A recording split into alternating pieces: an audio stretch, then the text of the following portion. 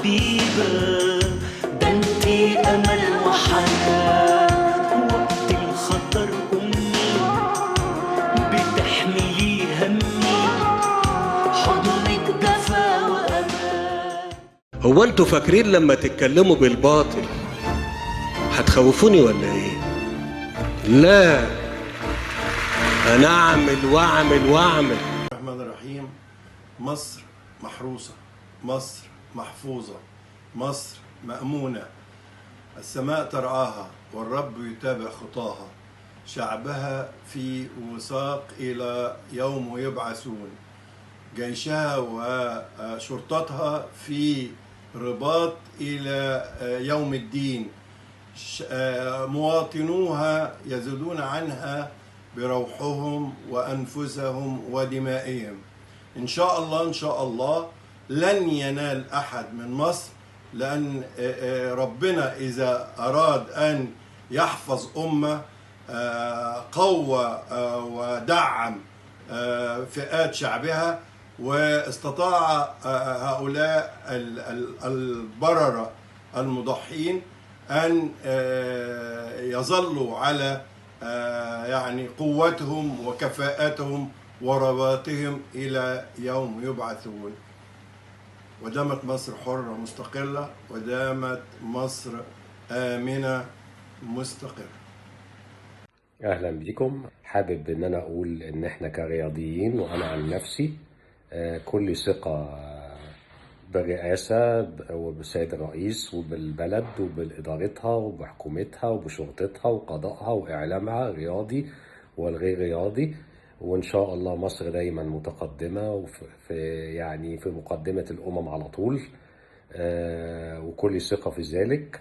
وإن شاء الله إحنا كلنا عند الوعد إن إحنا ندعم بلدنا على طول، وبدعم بلدنا كمان لازم نكون في حاجة اسمها كشف حساب رياضي في وقتها. كل حاجة تبقى منظمة، نشوف مين أنجز ومين لم ينجز ومين اتحاسب ومين اتكافئ ومين لم يكافئ ولم يحاسب ولم ينجز، علشان خاطر بلدنا وعلشان خاطر رياضة مصر تبقى دايما في المقدمة كما عهدناها سابقا، وفي المستقبل تبقى أحسن كمان بإذن الله. انتظروني في كشف حساب. بسم الله الرحمن الرحيم. شعب مصر الكريم، كل سنة وانتم طيبين، ويا رب دايما مصر محفوظة بأولادها وبشعبها وبجيشها وبشرطتها وبقضائها وكل أولادها المخلصين. هي مش رسالة دعم، هي رسالة حب، هي رسالة إعلان عن تجديد الحب والانتماء، عن رسالة لكل مصري حافظ على مصر. مصر غالية جدا جدا جدا، تستاهل مننا كل خير. مصر ادتنا كتير، حتى لو في بعض الظروف الاقتصادية اللي بيمر بها العالم كله مش مصر بس. لازم نبقى منتبهين وواخدين حذرنا جدا من بعض الخائنين، بعض المرتشين، بعض أصحاب القلوب المريضة والأغراض الحقيرة اللي بيحاولوا يقلبوا أمن مصر، اللي بيحاولوا يقدروا سلم مصر، اللي بيحاولوا يعني بكل الطرق وبكل الأموال وبكل السبل إنهم يعني يخلوا مصر تخرج بره إطار سلمها وأمانها وحبها. خلوا بالكم من مصر. مصر تستاهل منا كتير كتير كتير كتير، ومصر دايما دايما دايما محفوظة ببركة القرآن الكريم. وإن شاء الله إن شاء الله إن شاء الله مصر في تقدم وتقدم وتقدم بإذن ربنا إن شاء الله. بسم الله الرحمن الرحيم. الحقيقة إنه أي حد يفكر يمس أمن مصر أو المصريين لازم كل المصريين يتصدوا له. الأمن سلعة غالية جدا، والحمد لله مصر استطاعت إنها تتخطى فترة عصيبة من تاريخها علشان تقدر تحافظ على أمنها. دفعت ثمن غالي جدا من شهداء أبرار وأبناء غاليين ضحوا علشان كل المصريين يعيشوا.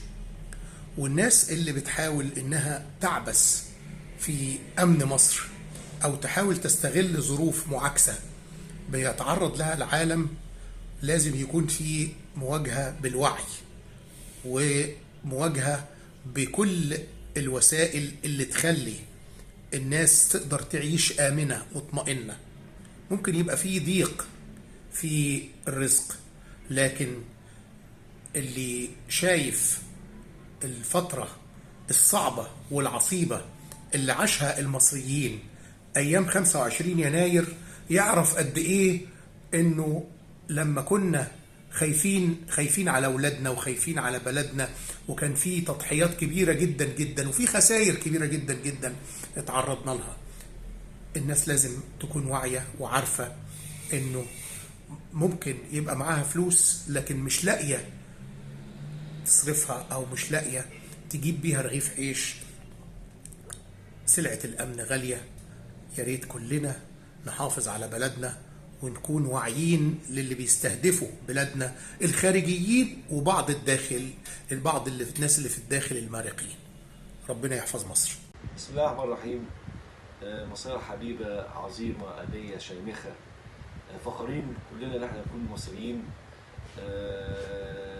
صحيح مصر بتواجه بعض الأزمات وبعض المناغصات، لكن الوقوف بجانب مصر أو بالتكاتف نستطيع أن نعبر هذه الأزمات اللي احنا شفنا وشاهدنا على أرض الواقع في كثير من المشاريع والإنجازات تحققت في فترة وجيزة جدا مقارنة بالفترات السابقة. شفنا مشروعات إسكان، شفنا قضاء على العشوائيات، شفنا في الصحة، شفنا في التعليم. عاوز أقول إن احنا لازم نقف جنب مصر، لأن دايما مصر محروسة من المولى عز وجل. لابد إن مصر تبقى في المكان اللي تستحق حقها، سواء في الوطن العربي أو العالم بأسره. شكرا. مصر يا أم الدنيا يا حبيبتي